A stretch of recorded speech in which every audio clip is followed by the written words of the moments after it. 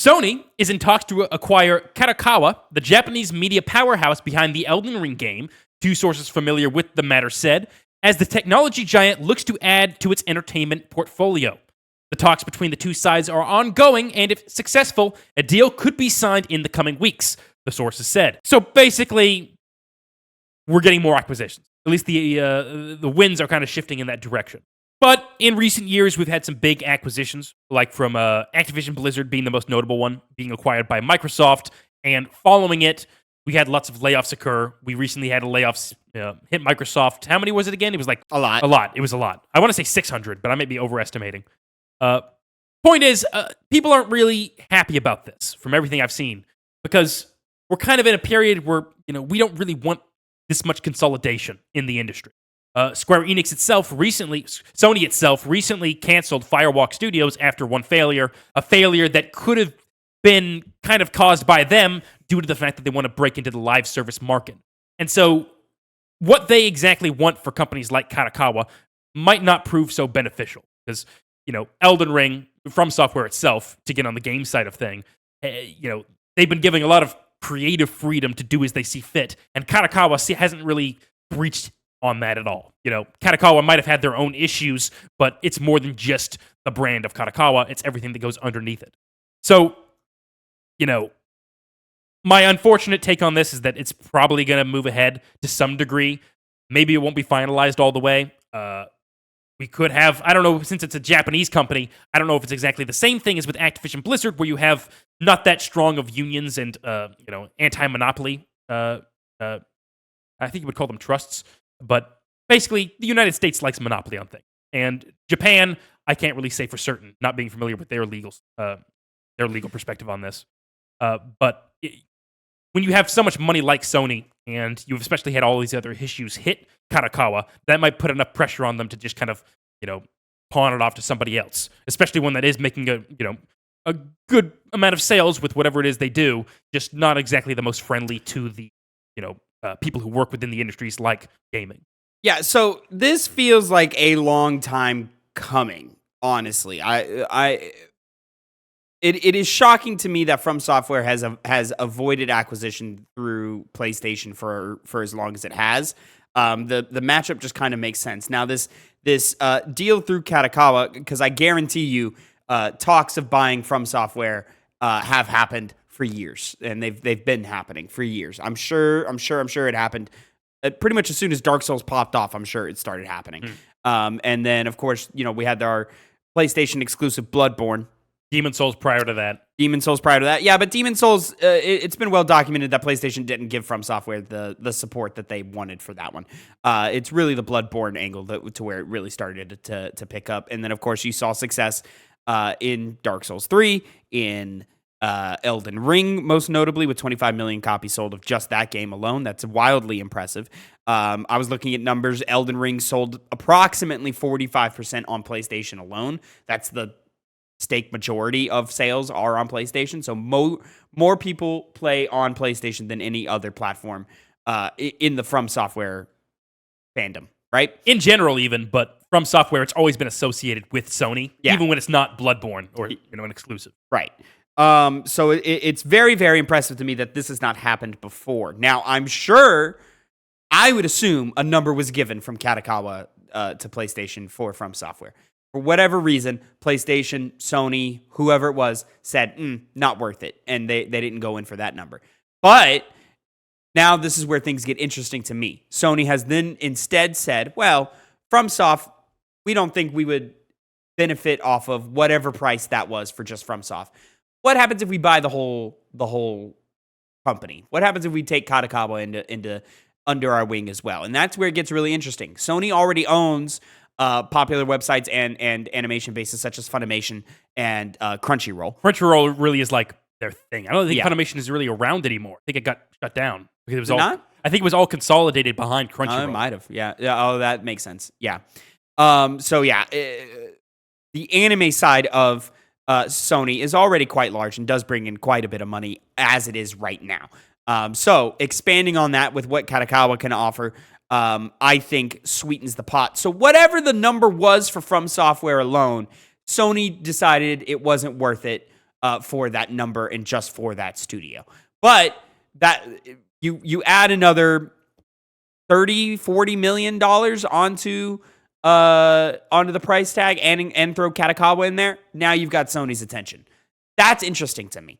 What was the number for Fromsoftware to where they felt that wasn't necessary, or to where they felt like that's not enough bang for their buck, right? These things haven't really been confirmed outright, though, that there was a deal made. It's more just like kind of mutterings about it. I guarantee you, they asked the question and a number was presented, and they didn't like that number, because otherwise they would have done it. They would have done it years ago, right? Now, of course, there's always the shot of like Katakawa being like, "Hey, how do you feel about this?" And FromSoft heads being like, "No."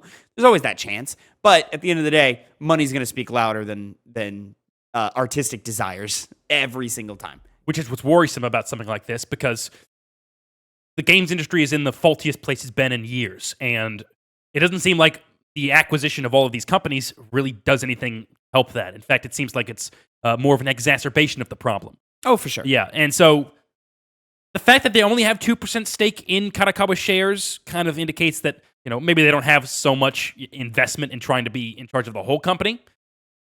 But it makes sense when you really factor in those things outside of gaming, particularly anime, and the fact that Sony's gone more in the direction of trying to do things with their IPs outside of just whatever market they originated from. Notably, The Last of Us has gotten a TV show, and a lot of energy behind that. And with Katakawa having all of these different, anime-related IPs and manga IPs behind it, can allow them to either use the pre-existing games to kind of jump in and, make adaptations of fucking Sekiro, I guess. Not Sekiro. What the fucking... name a Sony game. God of War Ragnarok, I guess. Yeah, they're not going to. But they could realistically make an anime out of that if they have more of a resource to do so through Katakawa. So the incentive is really there, and I just really hope something falls through. But as we kind of talked about, money is the incentive, and so the people who make these decisions are going to be looking at their own bottom line before any fallout that can come from it. The question of layoffs in this scenario is interesting. How much would it fall on FromSoftware versus just Katakawa as a whole? Of course, there would be reductions in roles for things that they don't need, like things in marketing, things in analytics and business, and on the more just on the more business side of the thing. The artists themselves will probably be okay. I would be shocked to hear that a large portion of those would lose their jobs. But if this acquisition goes through, you can guarantee that there will be layoffs of some kind. A number will happen. But even on the artistic side of things, look to the other FromSoft game that's kind of overlooked, Armored Core 6. That was a game that, by all intents and purposes, you wouldn't think to make. It really came from the developers themselves who wanted to. You probably wouldn't get another version. You probably wouldn't get any more of that. Yeah, from under Sony. Smaller things that they're willing to, take a chance on because they've got that padding from the Elden Ring money type thing. Yeah, that's not going to happen anymore.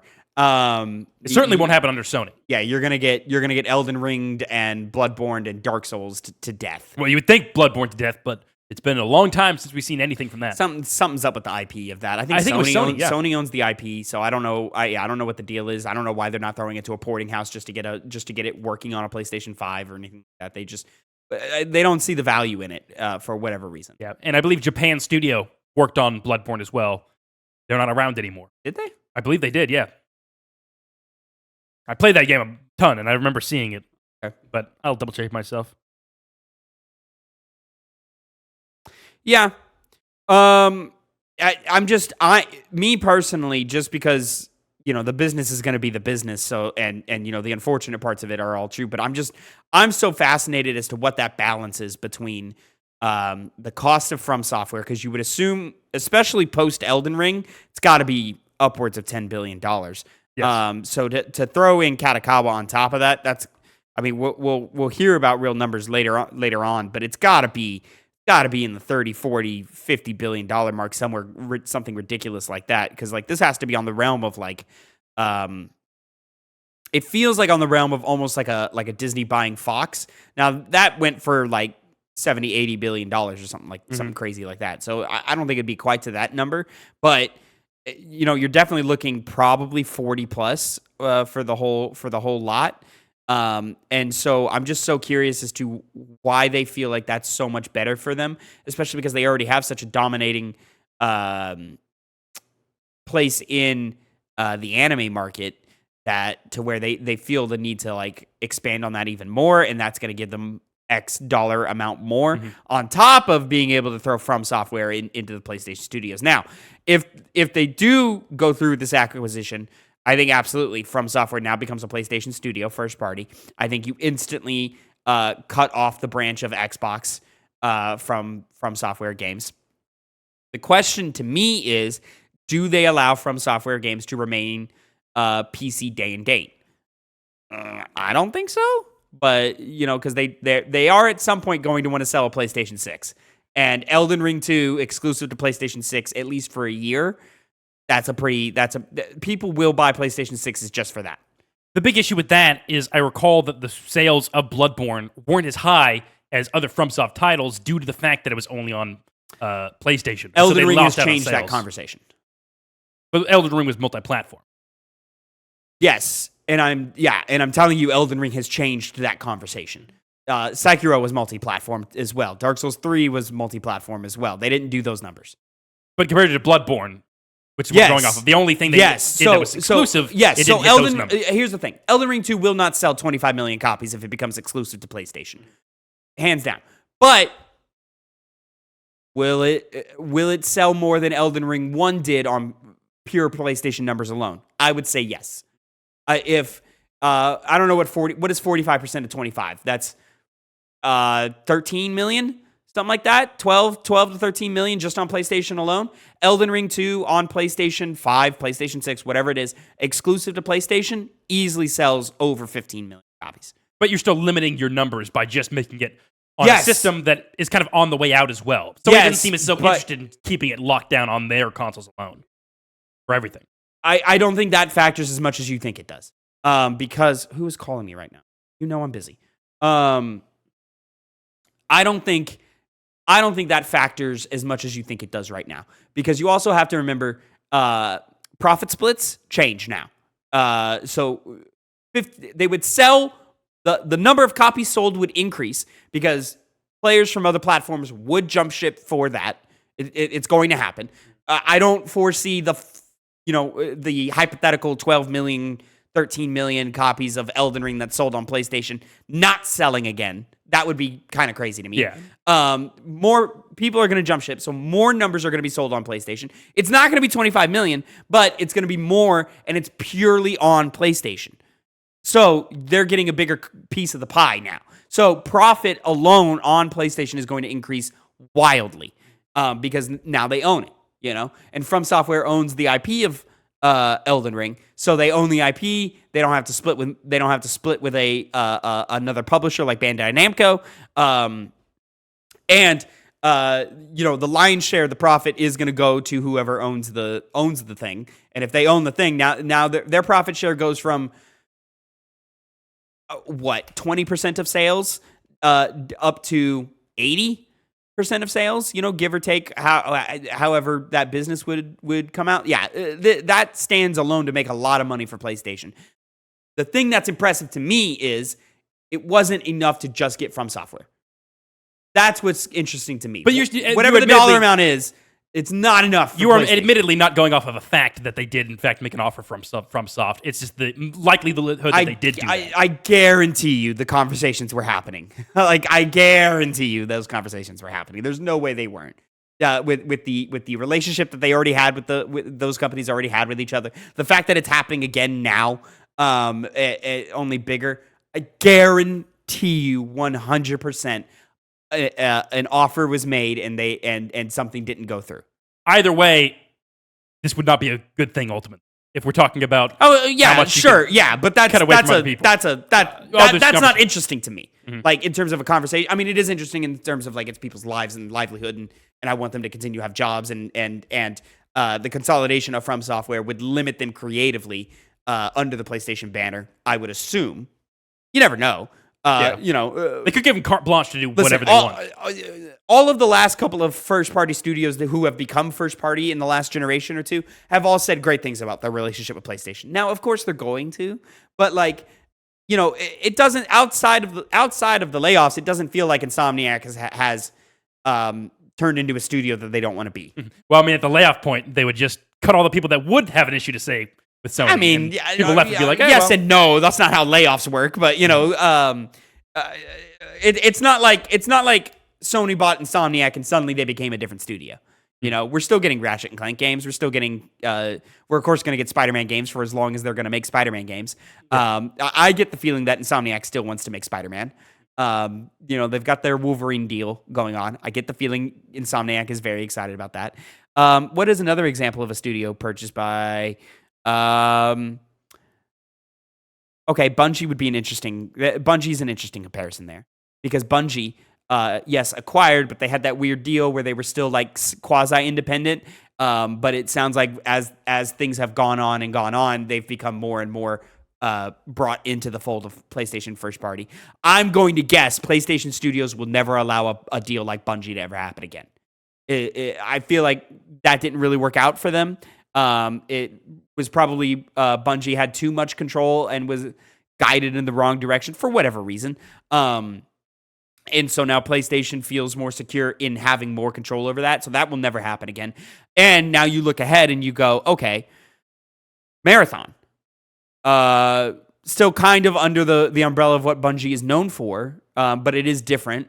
Is it an idea that they had themselves, or did PlayStation want a new IP and then this is a Bungie idea with a new IP or something? Did they want to do a Destiny 3? All of these are questions we don't know the answers to, so it's hard to hypothesize on that.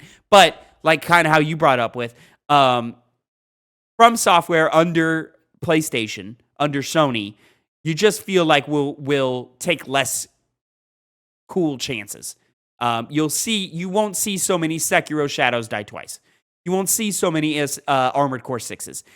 You probably won't see so many Shadow of the Erdtrees. And they'll be Elden Ring and maybe a new IP after that, and then there'll be that for the next couple of things. We're going to get into a talk of, new potential IP and studio. I've never gotten the feeling that like PlayStation Studios are under this hard like hammer of creative choices. I've always felt like PlayStation Studios have had creative freedoms to do what they want, but it has always been kind of brought under a guise of like, okay, well like let's do this. Not 100%, of course. Biggest contention being the live service games. The live service stuff, but to be fair, PlayStation invested in new studios to push that, or studios who were already familiar with a games of service model. You look at the Helldiver studio, you look at Bungie, you look at Firewalk and Haven Studios. Those are both new studios brought into the fold for the purpose of doing that. The only exception to that rule is obviously we had leaks of an Insomniac multiplayer game for Spider-Man. Didn't really work out in whatever. We also don't know what phase that was in. It seemed like it was mostly in just a kind of an idea, what does it look like phase. But most notably was the Last of Us multiplayer game. Now, I fully believe Naughty Dog wanted to do a multiplayer mode for The Last of Us Part 2. I fully believe their ambitions got the better of them and they wanted to make a bigger game. And then PlayStation co-opted that and turned it into part of their live service push, which then they did make the smart choice of saying, this isn't Naughty Dog, and we need to get away from this. And I also believe that game probably wasn't very good. Again, probably because that's not their bread and butter. So, it's a complicated thing. But, like... say that, but they made it a great multiplayer game. Their smaller version of it was one we played a lot of. And the Last of Us Factions mode. Yeah. Yeah, that's a mode. That's not a game. Yeah, but it's kind of like the first baby steps towards being able to make that kind of game. Sure, yeah, I get the reasoning. And they did it. They did it throughout the Uncharted series as well, and those were all fun and engaging and worth their weight. But like in today's era and model, you just don't get that anymore, and you wouldn't. I don't know if you can get that anymore on the scale that PlayStation Studios likes to work on.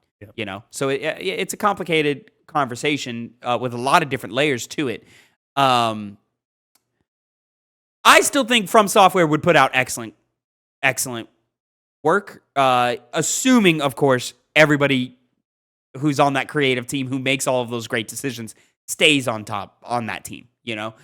whether through layoffs or choosing to leave because they don't want to be a part of PlayStation. Yeah. This could go down a dozen different roads, and each individual road is less interesting than if it just didn't happen. So like it would just definitely be better if it just didn't happen. So yeah, I'm 100% on that side of things.